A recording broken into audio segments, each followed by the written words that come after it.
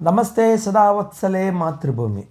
నేను ఈరోజు ఒక అద్భుతమైన దేశం, యూరోప్లో ఉండేటువంటి ఒక దేశం లిథువేనియా అనే దేశంలో గురించి, అక్కడ ఉన్నటువంటి హైందవ ధర్మ పరిస్థితులు, అంటే సనాతన ధర్మం అంటే విగ్రహారాధిక మతం గురించి తెలియజేస్తున్నాను.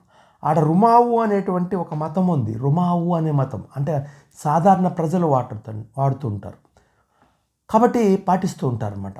ఆ దేశం యొక్క సంస్కృతి సాంప్రదాయం మన సంస్కృతానికి, తర్వాత మన జీవన విధానానికి పూర్తిగా అనుకూలంగా ఉంటుంది.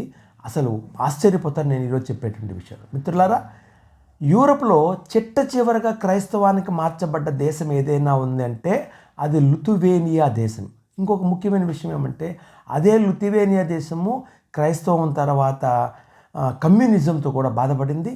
మొట్టమొదటిగా యుఎస్ఎస్ఆర్ నుంచి బయట వచ్చిన దేశం ఏదైనా ఉంది అంటే అది లిథువేనియా. పెరస్త్రోయికా, గ్లాస్తరాస్ అంటూ బయట వచ్చినటువంటి దేశం. ఇక 1500 వరకు క్రైస్తవము అది రాలేదన్నమాట. అంటే 15వ శతాబ్దం వరకు అది స్వచ్ఛమైన పాగన్ దేశము, అంటే హైందవ దేశము, సనాతన సంస్కృతి దేశం అనమాట. లిథువేనియాలో వాళ్ళు థోర్ అనేటువంటి ఇంద్రుడు దేవతను పూజిస్తారు. అంతేకాకుండా సర్పాలను పూజిస్తారు. ఇతర ఎన్నో అగ్ని దేవతలను పూజిస్తారు.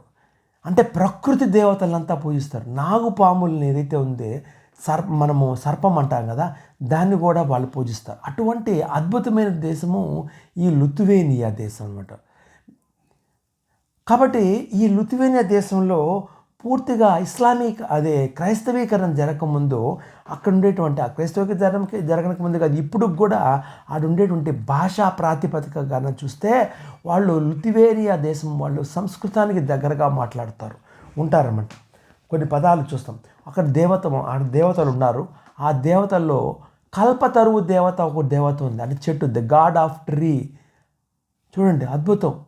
క్రైస్తవంలో అన్యమతస్థులు ముఖ్యంగా ఈ చెట్లను పూజించకూడదంట, కానీ లిథువేనియాలో గాడ్ ఆఫ్ ద ట్రీ కల్పతరువు. తర్వాత సూర్య భగవాను పూజించేటువంటి ఒక చిత్రరేఖలు కూడా బయటపడినాయి. అంతేకాకుండా అగ్నిని పూజిస్తారు. ఇవన్నీ కూడా అద్భుతమైనటువంటి విషయం. ఇప్పుడు అక్కడ ఉండే సంస్కృతం చూస్తే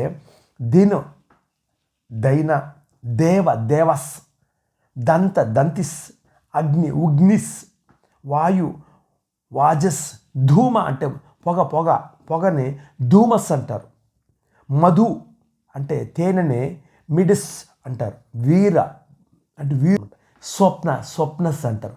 అంతేకాకుండా మనం పాతకాలం ఇళ్ళు కనుక చూస్తే ఇంటికి ఇవి ఉంటాయి కదా, పెంకులు వేసిన వాటికి పైన ఒక 2 గుర్రాలు ఉండేటువంటి మాట, 2 ఇట్లా క్రాస్ గుర్రాలుగా ఉండేవి. అటువంటిది ఇంటి నిర్మాణం ఇప్పుడు లిథువేనియా దేశంలో సాధారణంగా ఉంటుంది. అంటే సంస్కృతి సాంప్రదాయాలన్నీ కూడా భారతదేశానికి సంబంధించినటువంటి విషయాలు మనకు ఆడ బయటపడతాయి. ఇక్కడ ముఖ్యంగా ఆలోచించాల్సిన విషయం ఏమంటే, ప్రాచీన కాలంలో దాదాపు 1000 సంవత్సరాలకు ముందు వాతావరణ పరిస్థితులు ఎలాగ ఉండేవంటే, భారతదేశంలో సస్యశ్యామలమైన వాతావరణం, అంటే 6 ఋతువులు 3 కాలాలు ఉండేటువంటి పరిస్థితి ఎక్కడా ఉండేది కాదు. కాబట్టి ఇక్కడ ప్రజలు ఎక్కువ జనాభా ఉండేవాళ్ళు.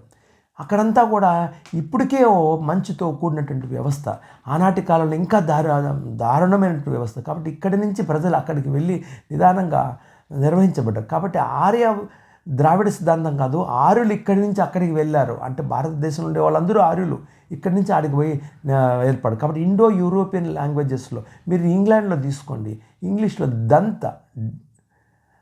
డెంటల్ అంటారు. అదేవిధంగా డెంటల్ని లిథువేనియాలో దంతస్ అంటారు. చూడండి ఎంత దగ్గర సంబంధం. అదే సంస్కృతంలో దంత అంటారు అన్నమాట. డెంటల్, దంతస్, దంత, ఎంత సామ్యం ఉంది.